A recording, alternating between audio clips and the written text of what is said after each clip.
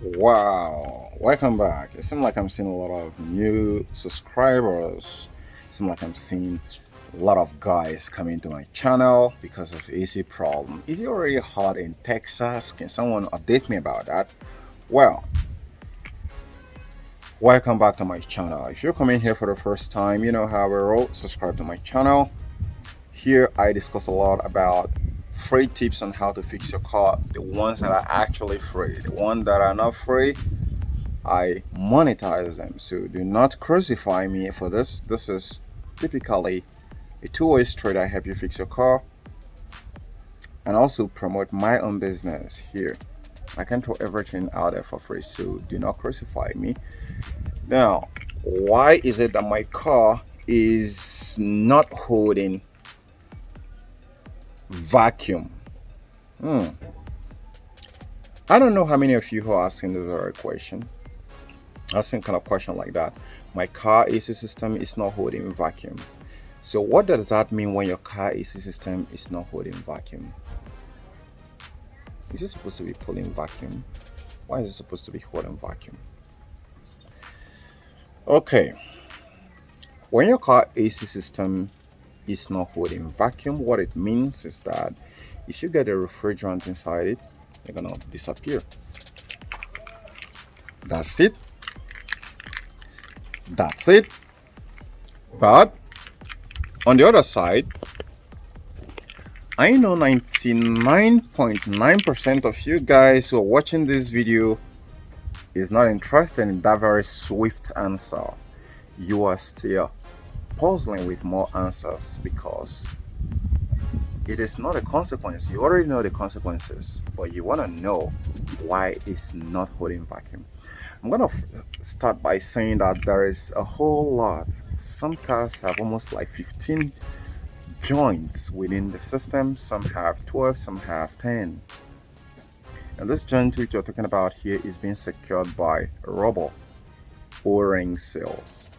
Except in some other car make that I've actually seen that those companies did this very astronomical thing to their car. And it's Volvo. Volvo actually used some sort of brass, right?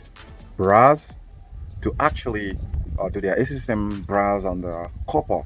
So it is in such situation they can actually decide to see the system not with O-ring rubber seals, but using the same brass, and that is going to be much more harder to actually fix sometimes because of the joints are not going to be very flexible to you have to be torquing everything really up to spec, and you might be breaking a lot of bolts and damaging a lot of nuts. So your car is secured by O-ring seals. A lot of you guys who are trying to use the leak sealant might not get lucky at doing that because I call that the lazy man's job. You don't use a leak sealant to fix a car. You want the system to last for a long time. I haven't used any leak sealant since I'm fixing car AC systems, but every car that I'm fixing, if I perform a vacuum test and it doesn't hold a vacuum, that I know that my job is not done. I gotta find that some. Why did my mouth stop talking? So that son of, and fix it. Because if I don't find that son of and fix it, then I know there is a problem. Even though if I tell the customer that I'm done with the job, I know that there is still a problem inside the system there, and the refrigerant is still gonna escape. So you've gotta find that son of.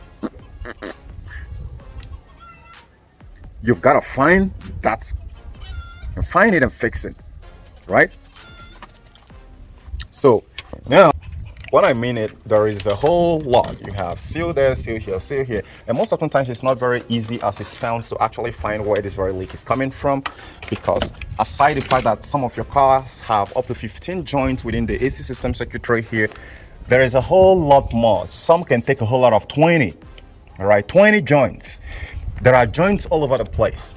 If you go through the condenser, most often time for some car, we have up to 3 joints there. We have 2 joints. The discharge goes to the condenser, and the outlet that goes back that creates the liquid line after the condensation, there is a joint there. Then you have where the coolant desiccant dryer is fitted into. There is a joint there. So there is 3 joints within those systems there. If any of them is leaking, the car is not going to hold vacuum. Now let's go further. Now there are some other systems that doesn't have the desiccant dryer at the side of the condenser. I might actually put some of this condenser here so you can be able to know it. So if it doesn't have a desiccant dryer within the condenser, so which means it's having accumulator, which is a different place from the condenser. So which means the condenser have two joints there. Then when you join the inlet of the where it gives refrigerant into the dryer, that is third. Then the outlet of the dryer, that is fourth, right? So there are a lot of them. You need to check them because they are all sealed with O-ring seal. You need to find it and fix it and replace it when pulling a vacuum in your car. You have to do this before doing it. It is a core information, right, which a lot of people don't know. You don't feel that they are good because they often get burned most of the times. Now, I'm going to be putting a shot after this very video here of top 3 things which the auto manufacturers don't want you to know. But sometimes I just put it there so you can be able to take a look at it. So here, on the compressor, oh my gosh, on the compressor, there are regular ones and there are not regular ones. The compressor has a whole lot of joints within the compressor. Some compressor can have a whole lot of 10 to 15 joints, especially if the compressor was rebuilt and the person who rebuilt it didn't talk it up to specs. There are seals within the side of the compressors, like here, in the body, in the discharge and the suction, in the shaft, in where the bolts hold the compressor in place. There are a whole lot of joints there, some being secured by copper, some being secured by brass towards the pulley side there. So, and even right at the top there, as you can see here, there is joint here on this bond. There is joint here, and some of them are sealed with copper, some of them are sealed with rubber. So you need to find it. It is not fixing car AC system is not a job for faint heart. Sometimes you get lucky, and where you get some of this lucky is even when you replace the entire system with a brand new systems. But there is a bigger assignment there. The bigger assignment is knowing exactly this right seal size. If you don't get the size of the seals right, then you are creating more problem, right? And that is where the technicality of a seasoned mechanic comes in place. And so as a DIY, you need to know the right seal specs. You need to know the right size. And if you have been into this very field long enough, then you should be able to do it, figure it out yourself, creating your own rule. I create my own rule in the AC system, and that is how I'm able to ace a lot of problems in different car make and model, even when it comes to this problem of this system is not holding vacuum. I know different places I'm going to dive in. That's what I'm giving you in this very video. Now, another place you need to look out for if the system is not holding vacuum, you also want to check the service ports, the low side and the high side. In Nigeria, most people often seal the high side when it started leaking instead of to find the valve. So you want to find it, and don't be a dumbass who does those kind of shitty jobs. Now, the next place you want to find again is the expansion valve. The expansion valve on this very car here is hidden, but it's most often times at the back of the engine bay. Sorry, at the back of the engine. So at the expansion valve side have 4 joints, 2 going in and 2 going out. Now, if any of them is not well fitted or the wrong size, this problem will be there. The car will not hold vacuum. Now, we have the boogeyman underneath the dashboard, which most often times get corroded due to moisture and get perforated, and that is the coolant coil or the evaporator. So if the evaporator gets perforated, there will be a problem because you will be dealing the whole fortress of these guys out here, the arrangement here, and still the problem is not solved. You might replace them and it's not solved, not knowing that the problem is actually underneath the dashboard where the cooling coil is. And sometimes also a faulty condenser could also create the same problem. I've seen this a lot of times, right, where the cells is leaking and it's not even really throwing out signs right there. And in some other cases, I've also seen the suction line or the discharge line get blown into pieces in Range Rover, in Mercedes, in Kia, in Hyundai. So that's why I say it's a whole lot. So if we start analyzing it and putting figures, it's going to be pretty much about 50 joints, 50 spots, 50 reasons why your car wouldn't hold a vacuum. Typically, that's what it is. So Replacing the entire system is often the best if only, all right, you know the right specification for the o-ring seals, or your practice on implementation, your experiment and implementation has actually gotten you stone with knowledge to be able to know the right seal. Because if you put the wrong seal, it can be either too much or too small. Either ways, none of them is actually going to seal up the system. So you need to find the right ideal seal for it. This is where a lot of people failed it. So guys, I know this very video has been very resourceful for you to use and fix your car problems. And why I'm also saying this, in order to be able to finalize this very video, the last information you have to understand is that some cars have two cooling coils, especially the bigger trucks. Let's say like Ford Explorer. Every Ford Explorer, it's very rare to find Ford Explorer with that long trail that doesn't have the two cooling coils. So you need to investigate that very car properly if you have two cooling coils. If you have two cooling coils, then what it means is, if we're talking about 50 on the one that doesn't have cooling coils, then you're going to be talking about maybe probably 55 or 56. Because when you have, or even more, yes, you're going to be having almost like 60, sorry. You're going to be having like 60 factors why your car wouldn't hold vacuum, because there are long and joints, all right, from the front of the car, right, just at the point of entrance of the evaporator and the expansion valve, and there is a two diversion there. We have a one big one that is like this hand here, and we have the other small one that looks like this one here, which is the liquid line that feeds the other cooling coil at the back of the car, at the back of the trunk, at the rear side of the trunk. Then there are joints that are accompanied in order to fit this pipe correctly underneath the car. So if there is any mechanical damage, which most of the times you will not see because it's well secured and hidden, if there is no mechanical damage, you want to check the seals. They're also protected with rubber seals. You want to check the seals. And when you check the seals and they're in good, they have evaporator, and the same rule applies. Whenever there is a pipe that goes into the evaporator, you want to check it, the one in and the two out. You also check the evaporator if it is perforated by corrosion or moisture. The same thing applies. So guys, this is the holy grail information about a car AC not holding vacuum, which often led to this refrigerant disappearance after when you fix up the customer's car and you get the car keep coming back and back and back, and couldn't figure out exactly where the problem is.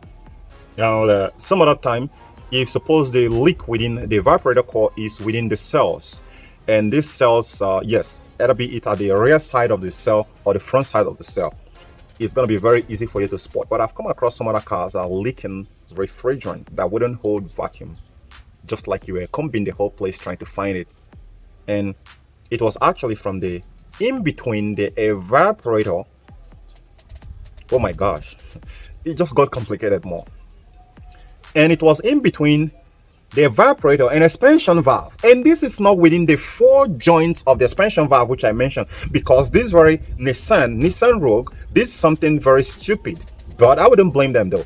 There is a two seal after the expansion valve that is actually sitting the two pipe from the expansion valve to the cooling coils. That is where this very problem is coming from. I uploaded a very video in my channel where I have to tear down the dashboard and fix it, because that is where it's hidden. So at last, it wasn't a bad evaporator, it wasn't the joint within the expansion valve, because I kept replacing the expansion valve, and you know what, it was very terrible. It was very, very hard for me to find, because where this very joint is unexpected. I never expected it.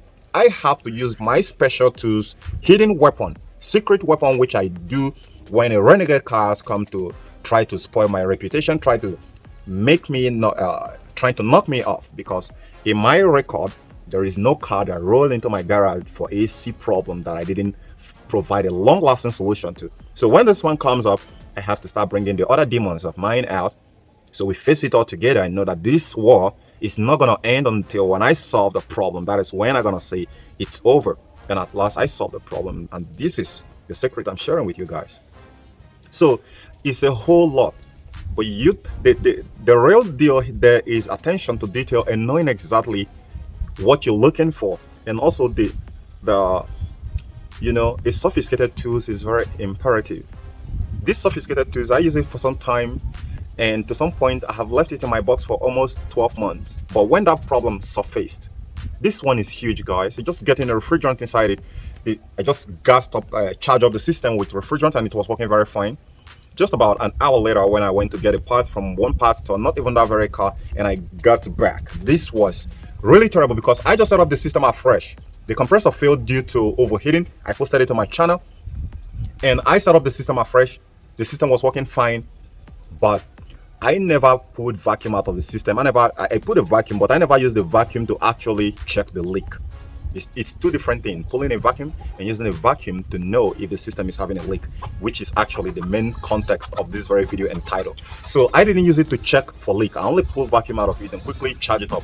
It was cooling, extremely cold, and next it started making a mess. So when I got back, the compressor couldn't engage. It was a nightmare because the least of things I can actually expect there is that it's gonna be a leak problem because the entire seals inside the system, I replaced it, but I forgot there is a hidden seal that sits after the expansion valve, the TXV. Sit between after the expansion valve, before the cooling cord. And after I resolved it, the car is working fine. It has gotten almost like 14 days right now. The owner is very happy, and thank God he's a very good customer of mine because I kept telling him, look, things are coming up, there are strange behaviors I'm seeing, but I'm getting on it and I'm feeding him the feedback, and he's a very understanding, in fact one of the best customer I ever have at my disposal. So guys, this is the holy grail information concerning a car that will not hold vacuum. For most of you who watch it till this very moment, I am certain you'll not be disappointed in using this information to fix your car for free, because I have nailed every information which I will never think anybody is going to put up in a YouTube channel. And the only way you can support me, you can do super thanks. I see someone do a super thanks the other time. It really excites me, And I think that's the first guy. I don't even know his name, so I can give him a shout out. But that's a way to show how you express your excitement that someone helped you to fix your car for free, saving you thousands of dollars in repairs. And on that note, is actually testing a crankshaft position sensor without using a tool. Those are top secret information which most people, not even the manufacturer, will put out there for you guys to test. So we break some of these things, we hack them up, and we put out the information for you to use and solve your car problem. So subscribing to our channel shouldn't be a problem, or even giving the video a thumbs up shouldn't be a problem, or even doing a super thanks if suppose you can join the membership. That is pretty much the price is raised, yes, to $144 to $200, because I made it specifically for tips and hack informations, secrets about my car fixings. So guys, bye for now, see you later.